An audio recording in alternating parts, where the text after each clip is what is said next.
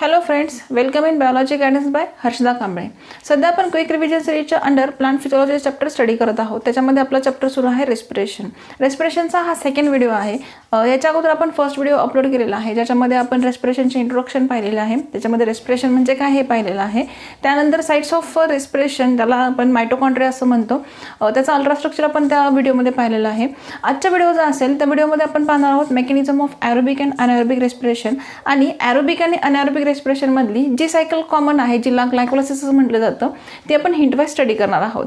तर फर्स्ट पॉईंटमध्ये पाहूया मेकॅनिझम. आता मेकॅनिझम पाहताना तुम्हाला हे माहीत असणं गरजेचं आहे की रेस्पिरेशन म्हणजे काय. मग रेस्पिरेशन म्हणजे काय आपण पहिल्या व्हिडिओमध्ये स्टडी केलेलं आहे. ही एक अशी रिॲक्शन आहे जिच्यामध्ये काय होतं, ऑक्सिडेशन. म्हणजे ही काय बायोलॉजिकल ऑक्सिडेशन प्रोसेस आहे, जिच्यामध्ये कॉम्प्लेक्स ऑर्गॅनिक फूडचं काय होतं, ऑक्सिडेशन होतं आणि त्याचं कन्वर्जन कशामध्ये होतं, सिंपल इनऑर्गॅनिक फूडमध्ये होतं. ठीक आहे. आता हे जे कन्वर्जन होत असतं, हे कन्वर्जन झाल्यानंतर सर्वात शेवटी काय होते, एनर्जी रिलीज होते. आणि जी एनर्जी रिलीज होते ती एनर्जी कुठल्या फॉर्ममध्ये असते, तर ATPच्या फॉर्ममध्ये असते, ज्याचा फुल फॉर्म आपण मागच्या व्हिडिओमध्ये पाहिलेला आहे. फुल फॉर्म आहे ॲडेनोसिन ट्रायफॉस्फेट. ठीक आहे. आता त्यानंतरचा नेक्स्ट पॉईंट काय येईल, जे आपण सांगतोय की complex organic food is converted into simple inorganic food. मग इथं ॲक्च्युली काय होतं, तर रेस्पिरेशन होत असताना जे फूड मटेरियल असतं, जे फूड मटेरियल शक्यतो कुठल्या फॉर्ममध्ये असतं, ग्लुकोजच्या फॉर्ममध्ये असतं. अशा ग्लुकोजचं ऑक्सिडेशन होतं आणि त्याचं कन्वर्जन कशामध्ये होतं, पाराविक ॲसिडमध्ये होतं, जिला कॉमनमध्ये आपण काय म्हणतो, ग्लायकोलायसिस. ठीक आहे. आता त्यानंतरचा नेक्स्ट पॉईंट काय येणार आहे, आता हे जे ऑक्सिडेशन होतं, हे ऑक्सिडेशन कशामुळे होत असतं, तर इथं ऑक्सिजन प्रेझेंट असतो, कधी ऑक्सिजन प्रेझेंट नसतो. मग याच्यावरून या रेस्पिरेशनचे मेनली 2 टाईप्स पडलेले आहेत, जे तुम्ही थेरीला ऑलरेडी स्टडी केलेले आहेत. आता ह्या पॉईंटमध्ये तुम्हाला CETला कोणते क्वेश्चन पडू शकतात हे आपण फक्त हिंट वाईज पाहणार आहे, कारण आपण थेरॉटिकल स्टडी करत नाही आहे. आता ज्यावेळेला आपण 2 टाईप्स ऑफ रेस्पिरेशन पाहतो, त्यावेळेला हे टाईप्स कशावरून पडलेत, याच्यावर CETला क्वेश्चन येऊ शकतो.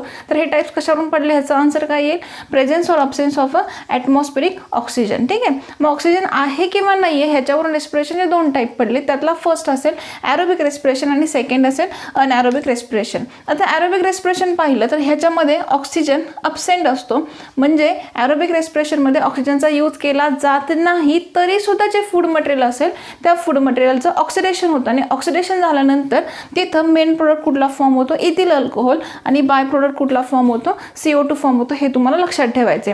जर हे अनॅरोबिक रेस्पिरेशन लॅक्टिक ॲसिड बॅक्टेरिया करत असतील तर तिथला main product lactic acid form होतो, हे देखील तुम्हाला लक्षात ठेवायचे. त्यानंतर नेक्स्ट पॉईंट काय येणार आहे, ॲरोबिक रेस्पिरेशन. म्हणजे हे ॲरोबिक रेस्पिरेशनमध्ये O2 प्रेझेंट असतो. ठीक आहे. यावर देखील तुम्हाला CETला क्वेश्चन विचारला जाऊ शकतो.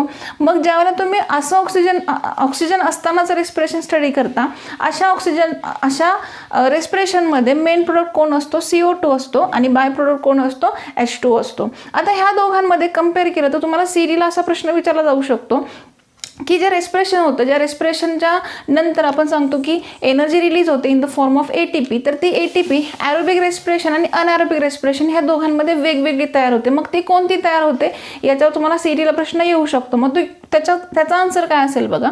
ॲरोबिक रेस्पिरेशनमध्ये किती ATP मिळते, 2 ATP. आणि अनॅरोबिक रेस्पिरेशनमध्ये किती ATP मिळते, 2 ATP. आणि ॲरोबिक रेस्पिरेशनमध्ये किती मिळते, तर 38 ATP मिळते.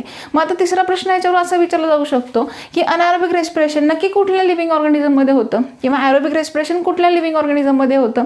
तर आपण हिंट दिलेली आहे की ॲरोबिक हे लोअर ऑर्गॅनिझममध्ये होतं, आणि अनॅरोबिक हे लोअर ऑर्गॅनिझममध्ये होतं, आणि ॲरोबिक जे होतं ते हायर ऑर्गॅनिझममध्ये होतं. मग अनॅरोबिक रेस्पिरेशन लोअर ऑर्गॅनिझममध्ये म्हणजे कुठं होतं, तर हे शक्यतो बॅक्टेरिया आणि फंजाय हे जे मायक्रो ऑर्गॅनिझम असतात, हे विदाउट ऑक्सिजन फूड मटेरियलचं ऑक्सिडेशन करतात आणि प्रोडक्ट फॉर्म करतात, that is called as anaerobic respiration. तसं ॲरोबिक रेस्पिरेशन म्हणजे काय, जिथं ऑक्सिजन असतो तिथं हायर ऑर्गॅनिझम करू शकतात, आणि हायर ऑर्गॅनिझममध्ये शक्यतो कोण येतं, तर आपण येतो, म्हणजे प्लांट्स आणि ॲनिमल्स तिथं येतात, म्हणजे हे आपल्यामध्ये होऊ शकतं. आता इथं हे कंपॅरेटिव्ह तुम्ही स्टडी करता. आता याच्या पुढचा पॉईंट काय असेल, तर ॲरोबिक रेस्पिरेशन असेल किंवा अनॅरोबिक रेस्पिरेशन असेल, ही पूर्ण सायकल कंप्लीट होण्यासाठी किंवा ही रिॲक्शन कंप्लीट होण्यासाठी काही सबस्टेजेस व्हावे लागतात, त्याच्यावर तुम्हाला CETला प्रश्न येऊ शकतो. मग आपण काय केलं, हे एक छोटीशी ट्रिक तयार केलेली आहे की जी तुम्हाला लक्षात ठेवायची आहे. पहा, ॲरोबिक रेस्पिरेशन पाहिलं तर ॲरोबिक रेस्पिरेशनमध्ये ह्या 4 सायकल कंप्लीट होतात, ज्याच्यामध्ये ग्लायकोलायसिस आहे, लिंक रिॲक्शन आहे, क्रेब्स सायकल आहे, आणि ETS आहे. ETS for electron transport system. ठीक आहे, जे तुम्हाला ऑलरेडी माहीत आहे. त्यानंतर सेकंड येईल अनॅरोबिक रेस्पिरेशन. अनॅरोबिक रेस्पिरेशन छोटीशीच कन्सेप्ट आहे, पण त्याच्यामध्ये पण 3 स्टेप्स आहेत. ग्लायकोलायसिस, डिकार्बोक्सिलेशन आणि रिडक्शन. आता इथे तुम्ही ज्यावेळेला स्टडी करता, जसं आपण मगाशी सांगितलं की ॲरोबिक रेस्पिरेशनमध्ये 2 प्रोडक्ट फॉर्म होतात, एक असतो इथिल अल्कोहोल आणि एक असतो लॅक्टिक ॲसिड. जर लॅक्टिक ॲसिड बॅक्टेरिया अनॲरोबिक टाईपचं रेस्पिरेशन करत असतील तर तिथं तुम्हाला काय लक्षात ठेवायचं आहे, तर लॅक्टिक ॲसिड बॅक्टेरिया जर अनॲरोबिक टाईप रेस्पिरेशन करत असतील तर त्यांच्यामध्ये डिकार्बोक्सिलेशन ही प्रोसेस शक्यतो अब्सेंट असते. तर याच्यावर तुम्हाला CETला क्वेश्चन येऊ शकतो. ठीक आहे. मग आता तुम्हाला आणखीन एक पॉईंट ह्याच्यामध्ये लक्षात काय ठेवायचा आहे, जो CETला विचारलेला आहे. जर प्रिव्हियस क्वेश्चन पेपर तुम्ही सोडवलेले असतील तर याच्यावर 100% क्वेश्चन आहे की ॲरोबिक रेस्पिरेशन आणि अनॲरोबिक रेस्पिरेशन ह्या दोन्ही रेस्पिरेशनमधली कुठली सायकल कॉमन आहे. तर त्याचा आन्सर असेल ग्लायकोलायसिस, जे तुम्हाला काय करायचं आहे, पाठ करायचं. ह्याच्यावरती CETला खूप वेळा क्वेश्चन विचारलेला आहे. आता पाहूया ॲरोबिक रेस्पिरेशनमधली फर्स्ट स्टेप ग्लायकोलायसिस, जी अनॲरोबिक रेस्पिरेशनमध्ये सुद्धा तुम्हाला सापडते. म्हणजे तुम्हाला प्रिव्हियस क्वेश्चन पेपरमध्ये सुद्धा ह्याच्यावरती क्वेश्चन विचारलेला आहे की which cycle is a common in aerobic as well as a anaerobic respiration. तर त्याचा आन्सर असेल ग्लायकोलायसिस. आता आपण ही जी सायकल स्टडी करणार आहे, जी तुम्ही थेरीला ऑलरेडी डिटेल स्टडी केलेली आहे, आता जी स्टडी करायची आहे ती आपल्याला हिंट वाईज स्टडी करायची आहे, जेणेकरून ग्लायकोलायसिसवर तुम्हाला जर CETला क्वेश्चन विचारले तर तुम्हाला त्याचे आउट ऑफ मार्क मिळवता येतील. तर पाहूया ग्लायकोलायसिस ही जी सायकल आहे, ह्या ग्लायकोलायसिसच्या सायकलला और काही नावं आहेत. तर त्यातलं फर्स्ट नेम असेल EMP pathway. It is also called as a cytoplasmic pathway. मग ह्याची कारणं काय आहेत ती पण पाहूया. Why glycolysis is called as a glycolysis, कारण ग्लायकोलायसिसमध्ये 6 कार्बन कंपाऊंड ऑफ ग्लुकोज, म्हणजे ग्लुकोज जे फूड मटेरियल असतं त्याचं काय होतं, ऑक्सिडेशन होतं आणि it converted into 3 carbon compound of pyruvic acid, जे आपण सायकलमध्ये पूर्णपणे डिटेल पाहणार आहोत की 6 carbon compound of glucose is converted into 3 carbon compound of a pyruvic acid. त्यानंतर it is also called as a EMP pathway. मग ह्याला EMP पाथवे का म्हटलेलं आहे, कारण it consist of 3 scientist, Embden, Meyerhof and Parnas. त्यानंतर तिसरा point असेल why it is called as a cytoplasmic pathway. तर ही सायकल अशी आहे की ज्या सायकलला कंप्लीट होण्यासाठी ऑक्सिजनची गरज नसते, that is these are independent on oxygen. आणि ही सायकल कंप्लीट होण्यासाठी शक्यतो काय वापरतात, तर सायटोप्लाझम, म्हणजे ही जी सायकल आहे ही सायकल सायटोप्लाझममध्ये कंप्लीट होते. So it is called as a cytoplasmic pathway. ही सुद्धा नावं तुम्हाला पाठ करायची, जी CETला तुम्हाला विचारली जाऊ शकतात. त्यानंतरचा नेक्स्ट पॉईंट काय असेल, तर ग्लायकोलायसिस ही सायकल आहे जी 10 स्टेपमध्ये कंप्लीट होती. तर या स्टेपमध्ये ही सायकल मेन 2 फेजेसमध्ये डिवाइड केलेली आहे. त्यातला फर्स्ट फेज असेल प्रिपरेटरी फेज अँड क्लिवेज आणि सेकंड फेज असेल oxidative and pay of phase. हे तुम्हाला जमलं तर पाठ करा. शक्यतो याच्यावर अजूनपर्यंत CETला क्वेश्चन विचारला नाही, पण आपण असं म्हणू शकत नाही की याच्यावर क्वेश्चन येऊ शकत नाही. तर हे जे पॉईंट्स आहेत हे पॉईंट तुम्हाला लक्षात ठेवायचे. आता त्यानंतर आपण काय करूया, ही जी ग्लायकोलायसिस आहे, जी थेरीला तुम्ही पूर्णपणे डिटेल स्टडी केलेले आहे, इथं काय करूया, पहिल्यांदा ही सायकल थोडीशी समजून घेऊया एक 5 ते 10 मिनिटामध्ये. आणि नंतर ह्याचे हॉर्मोन्स आणि ह्याच्यामधले एन्झाईम्स, हॉर्मोन्स नाही, ह्याच्यामधले एन्झाईम्स आणि जे काही ज्या स्टेप्स आहेत ह्या तुम्हाला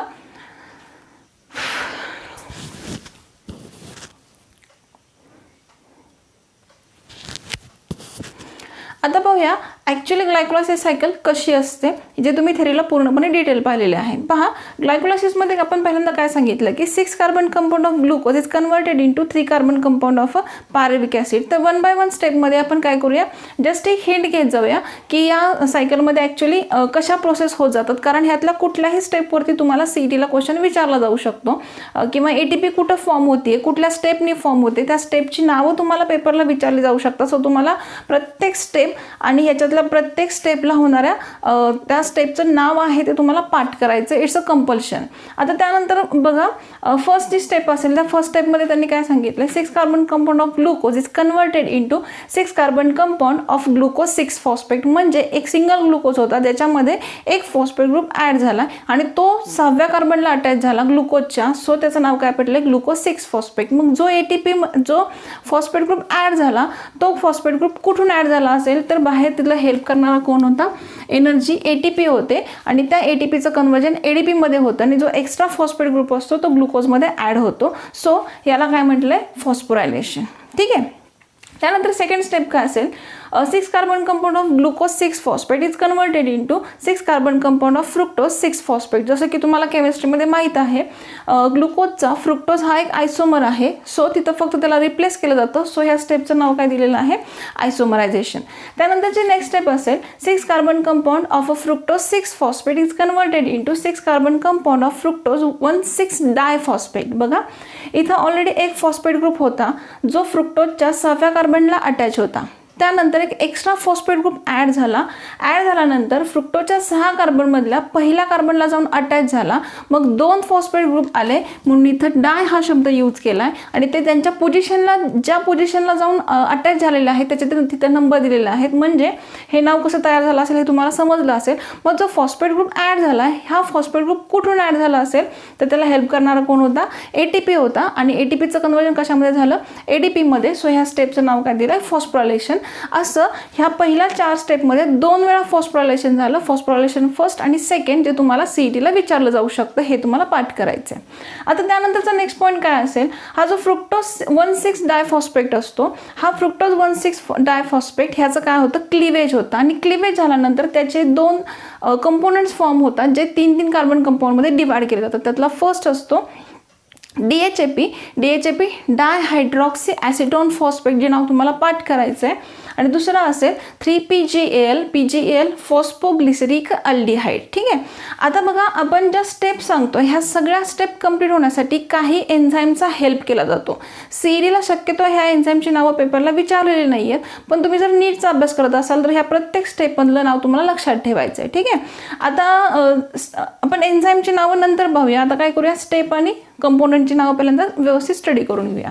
आता ज्यावेळेला हा जो 6 कार्बनचा फ्रुक्टोज 1,6 डायफॉस्फेट असतो हा 2 कंपोनंटमध्ये डिवाइड होतो.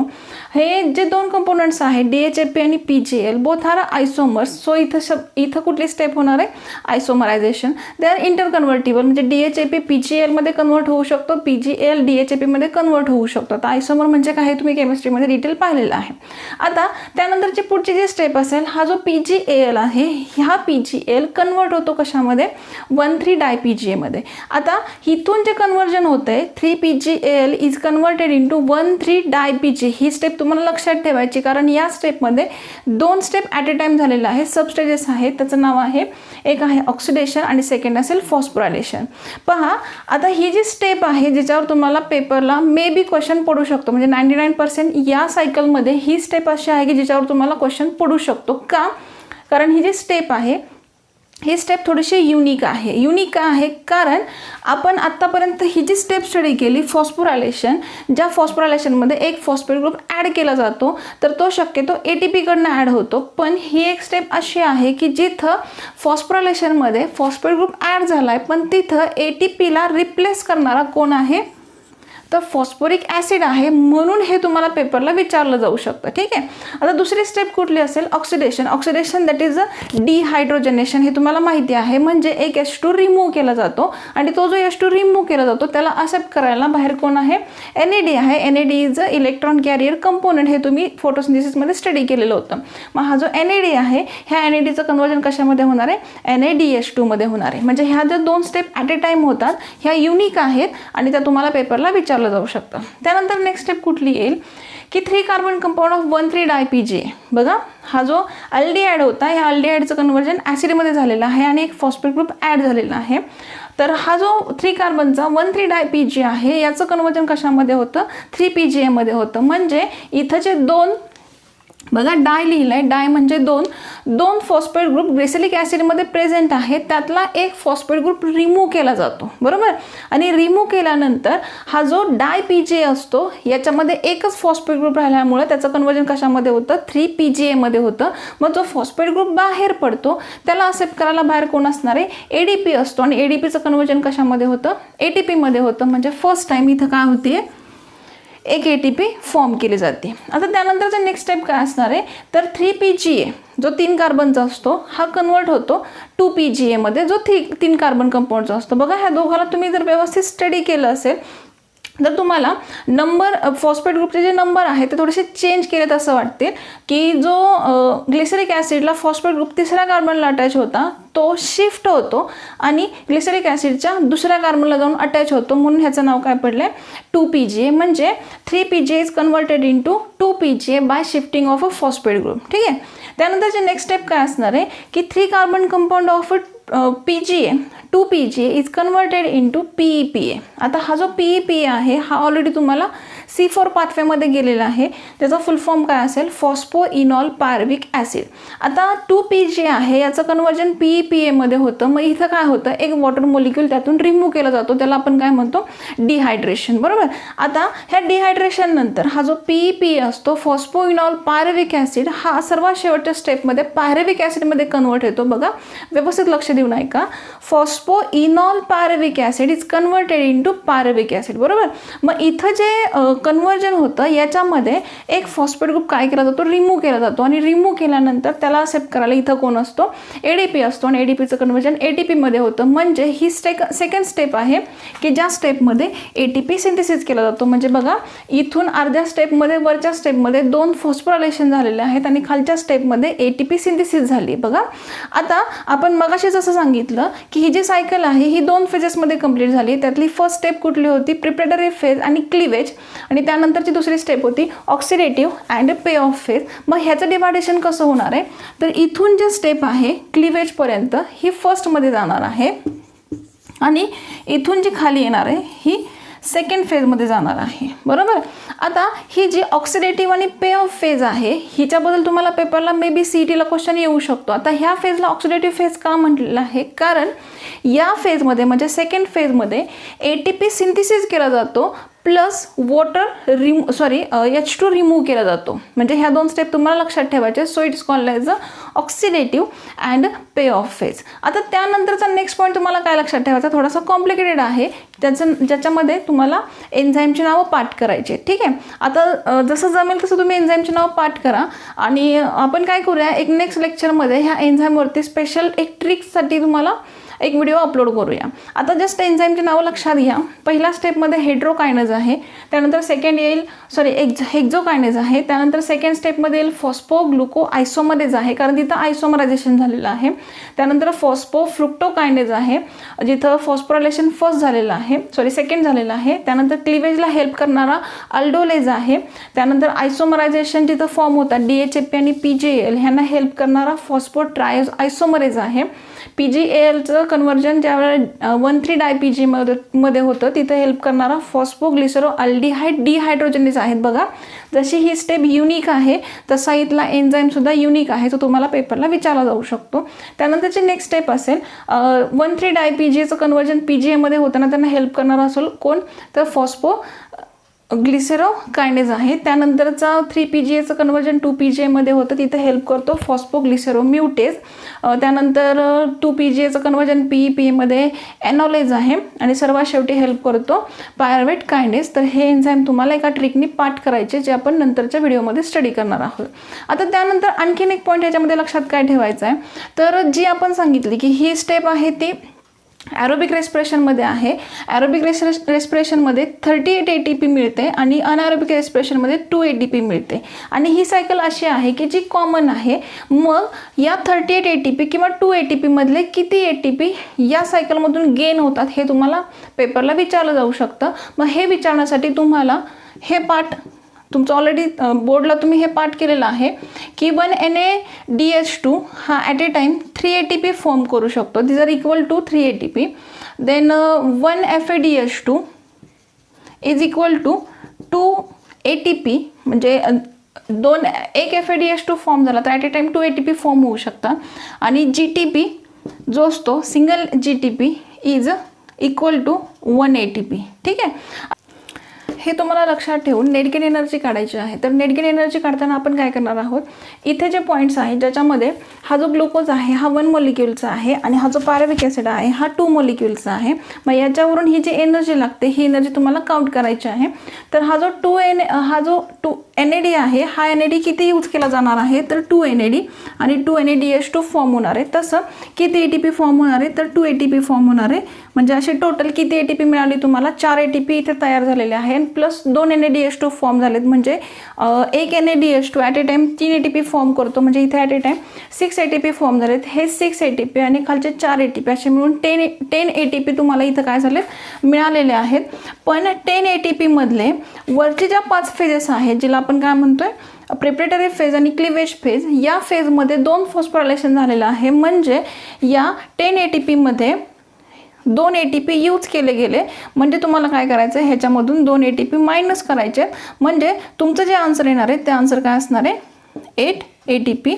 म्हणजे तुम्हाला लक्षात काय ठेवायचं आहे की ग्लायकोलायसिसमधून तुम्हाला किती ATP मिळू शकते तर 8 ATP. त्याच्यावर तुम्हाला CETला क्वेश्चन विचारला जाऊ शकतो की ग्लायकोलायसिसमधून किती ATP गेन होते 38 पैकी. तर त्याचा आन्सर काय असेल तर 8 ATP. ठीक आहे. आता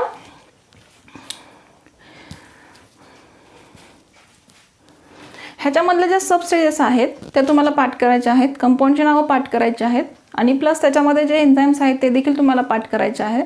जर ह्या पॉईंटमध्ये तुम्हाला काही क्युरी सापडली किंवा क्युरी असेल तर मला नक्की कमेंट बॉक्समध्ये मेन्शन करा. आणि व्हिडिओ आवडला तर लाईक करा, जास्तीत जास्त शेअर करा आणि सबस्क्राईब करा. थँक्यू.